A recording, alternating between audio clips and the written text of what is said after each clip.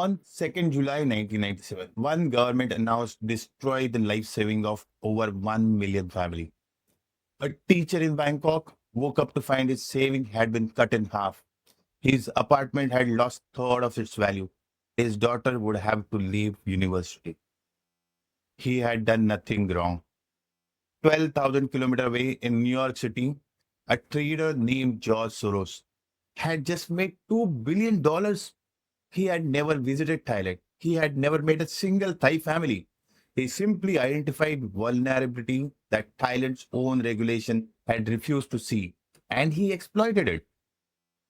That is the story of 1997 Asian financial crisis. The Asian miracle and its hidden fault lines. From 1980 to 1997, Asia experienced what economists called the Asian miracle. Thailand, Malaysia, Indonesia, South Korea, and the Philippines grew at a rate that stunned the world. Some economies doubling in the size in just 15 years. Export revenue surged. Thailand export grew sixfold, Malaysia fivefold, Korea sixfold. What drove this miracle? When the Japanese yen strengthened from 239 yen to 145 yen per dollar, producing in Japan became expensive. A Toyota that cost 10,000 to make in Japan now costs 20,000. Not because the car had changed, but because the currency had. Japanese manufacturers moved their factories to Southeast Asia, where production costs were low. Infrastructure was improving rapidly. Government were rolling out the red carpet for their foreign investment. These countries had made deliberate choice. They would not build internally for small domestic market. They would export, and the world would buy. Hidden weakness. Beneath this explosive growth, two structural weaknesses were quietly building up to breaking point. First, every one of these economies had pegged its currency to the US dollar at fixed rate. Thailand 25 baht per dollar. Malaysia fixed. Indonesia fixed. Here is why this matters. Imagine you are a manufacturer. You have promised your customer you will always sell your product at fixed price, say $25. But your costs are rising, raw materials are up, competition increase, energy prices have planned. Despite all this, you refuse to raise your price because you believe volume is everything. That is exactly what currency peg does. It tells the world, regardless of the market conditions, our exchange rates will not move. This promise attracted enormous foreign capital because investors knew currency risk was eliminated. Billions of dollars flooded in. Second, much of the foreign capital arrived as a short-term debt, borrowed in US dollar, invested locally in Thai baht. As long as the peg held, the math worked. The moment it didn't, every borrower would owe double. Then money started going somewhere it shouldn't have gone. Bank, intoxicated by the inflow, weakened their lending standard. Capital poured into the property market.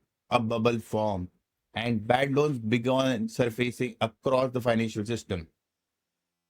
The moment of collapse, a story. Picture Somsak, a 45-year-old teacher in Bangkok. In 1996, he had done everything right. He had saved enough to buy a small apartment. He had invested portion in the stock market and his banker advised. He had set aside enough to pay his daughter university fees for 4 years. But on July 1997, his apartment had lost 30% of the value. His stock portfolio had fallen 55%. His saving, denominated in baht, had lost 50% of their purchasing power overnight. His daughter had left university. She went to work in a garment factory. Somsak did nothing wrong, but those responsible for regulating the system, they did everything wrong. The Contagion. On July 2nd, 1997, Thailand floated the baht, abandoning the peg after its reserve ran dry. Currency speculators recognized what this meant instantly. If Thailand could break, every other economy, the same structure, same dollar peg, same short-term dip, same property bubble. was equally vulnerable. The attack, August to September, October 1997, Malaysia ringgit collapsed. The Indonesia rupee lost 80% of its value. The South Korean won crumbled. Korea, one of the most sophisticated economies in Asia, exhausted its dollar reserve. IMF stepped in with 58 billion rescue package, the largest in history at the time. Growth contracted 5%. Indonesia rupee collapse. President Suharto, who had led the country for 31 years, watched the riot erupted in Jakarta. Government building burned. In 1998, Suharto resigned. This is the political cost of currency crisis. The fork in the road, IMS versus Malaysia. Every country in the region now faced the same choice, except IMS rescue or find other way. Thailand, Indonesia, Korea accepted. IMF conditions were harsh. Raise interest rate, cut the government spending, sell struggling companies to foreign buyers. Here's the human cost of this decision. If you had home loan of 10%, it becomes 20%. Citizens already crushed by currency collapse face an additional squeeze on their borrowing costs. Recovery was guaranteed, but the pain came first. Malaysia refused. Prime Minister Mahathir Mohamad imposed capital controls. He decided that any ringgit held outside Malaysia was worthless. He stopped the speculator ability to dump the currency. Interest rates stayed controlled. Inflation stayed manageable. Malaysia citizens suffered less. Was it perfect? No. Malaysia international credibility took a hit, but its people were protected from the worst of the storm. Sometimes unconventional choices in extraordinary time are the right one. Hong Kong, the double play and counterattack.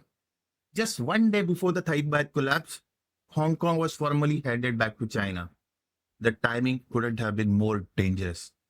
Speculators saw an opportunity. They did not short the Hong Kong dollar. They shorted the stock market simultaneously, knowing that the defending currency required raising interest rate, which would crush the corporate earning, which would drive stock down. They would profit on both sides. This was double play. But the Hong Kong Monetary Authority fought back on both fronts. In August 1998, they had entered stock market directly, buying shares to prevent the market from collapsing. At the peak, they held over 80% of the Hong Kong stock market. This was direct intervention in free market capitalism, and it worked. The recovery and what we learned. By 1999, the rebound had begun. Korea posted 10% growth, Thailand stabilized, Malaysia recovered 6.1% within 2 years. Indonesia took longer, its political launch run deeper. But the crisis left permanent legacy in the architecture of global finance. Four lessons that every regulator, every banker, every finance professional carries today. One, never peg your currency artificially. Let market forces breathe, manage the extreme, but never eliminate the pressure wall. Two, foreign exchange reserves are sovereign armor. The nation that survived Singapore, Taiwan, Hong Kong held deep reserve. The one that failed had given their ways to defend the unsustainable peak. Three, bank supervision is non-negotiable. When your bank loan book concentrate on a single asset and the foreign currency loans outstrip domestic earning, you are building a bomb. The regulator who don't diffuse it will pay the price. Fourth, the regional solidarity matters. The Chiang Mai Initiative, Asia's collective financial safety net, born directly from 1997, represent the understanding that no economy is isolated. As Raghuram Rajan wrote, financial crises are not accident. They are inevitable consequence of political policies built on denial. The speculators of 1997, Soros and those like him, did not create Thailand's vulnerability.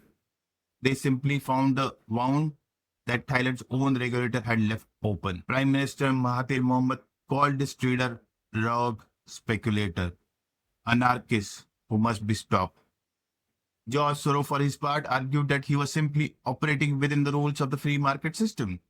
Both statements contain truth, which is precisely why the only lasting protection is not moral outrage. It is sound regulation, adequate reserves, and the political courage to enforce both.